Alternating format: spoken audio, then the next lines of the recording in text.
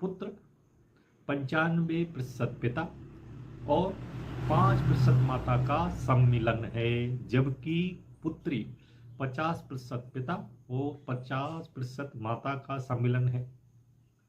7वीं पीढ़ी में डीएनए पुत्री जन्म में यदि हम 7 पीढ़ी नीचे जाएं और उसका पुत्री में जन्म हो, 7 पीढ़ी नीचे जाकर फिर पुत्री का जन्म हो, तो ये डीएनए 1% से कम अर्थात लगभग 0 रह जाता है।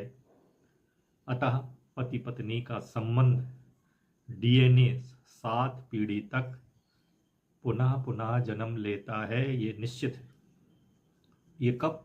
जबकि जो पति पत्नी से पुत्री हो, फिर पुत्री को, फिर पुत्री हो, फिर पुत्री को, पुत्री हो, पुत्री हो, इस तरह चलते चलते तो जो पहले जोड़े का डीएनए है वो 8वीं पीढ़ी में 0 हो जाएगा और 7वीं पीढ़ी में लगभग 0 के बराबर हो जाएगा, जो 1% है। लेकिन इसके विपरीत यदि पुत्र होते हैं तो यह जन्म जन्म का साथ होता है, जन्म जन्मांतर का साथ होता है, क्योंकि पिता का गुणसूत्र 95% पुत्र का गुणसूत्र होता है, जो अनुवांशिकी में गुणों को ग्रहण करता है, और माता का 5% डीएनए ग्रहण करता है, और यही क्रम चलता रहता है। यही कारण है कि पति पत्नी के गुणों से युक्त डीएनए बारंबार जन्म लेते हैं। अतः जब कोई जोड़ा, जब कोई पति पत्नी पुत्र को संतान रूप में प्राप्त करता है तो उसका जन्म जन्मांतर का संबंध होता है। लेकिन जब कोई जोड़ा सिर्फ पुत्री को पैदा करता है तो उसका जो संग है 7 जन्म तक होता है, 7 पीढ़ी तक वो साथ रहता है। तो जब भी कोई पिता बनता है और या माता बनती है और वो संतान सिर्फ लड़की पैदा करती है, तो इस पति पत्नी का जो संबंध है डीएनए द्वारा 7 पीढ़ी तक चलता है। लेकिन जब कोई भी जोड़ा, पति पत्नी का जोड़ा पुत्र को पैदा करता है तो उनका संबंध जन्म जन्मांतर तक चलता है, और अपने ही अंश को पितर जन्मों जन्मों तक आशीर्वाद देते रहते हैं। हम भी अमूर्त रूप से उनके प्रति श्रद्धेय भाव रखते हुए आशीर्वाद ग्रहण करते रहते हैं। क्यों?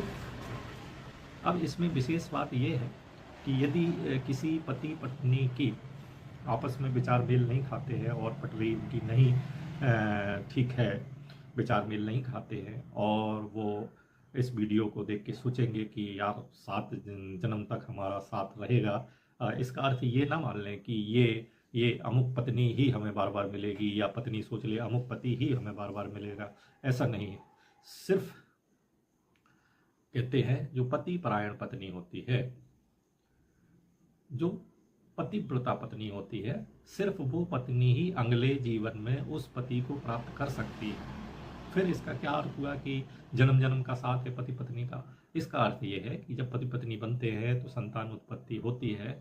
यदि संतान कन्या होती है, सिर्फ कन्या होती है, तो संतति के क्रम में 7 जन्मों तक उनका साथ बना रहता है, वो डीएनए 7 जन्मों तक साथ रहता है। लेकिन यदि संतति पुत्र भी पैदा करती है या पुत्र पैदा करती है तो फिर जन्म जन्मांतर का उसका साथ रहता है। इस वीडियो का ये मतलब है सिर्फ पतिव्रता पत्नी ही अगले जीवन में उसी पति को प्राप्त कर सकती है। तो उन लोगों को डरने की या चिंता करने की जरूरत नहीं है जिनकी आपस में अच्छा मैच नहीं है, या उनके विचार नहीं मिलते, या उनकी पटरी नहीं खा सकती। ये सिर्फ संतति में होगा, ये उनकी संतति में हमारा डीएनए बार बार बार बार साथ जन्मेगा। तो इसलिए कहते हैं 7 जन्म का साथ है या जन्म जन्मांतर का साथ है। तो ये जो 7 पीढ़ी है। अब दूसरी बात हम लेते हैं कि विवाह के बाद स्त्रियों को पति के गोत्र से जोड़ दिया जाता है।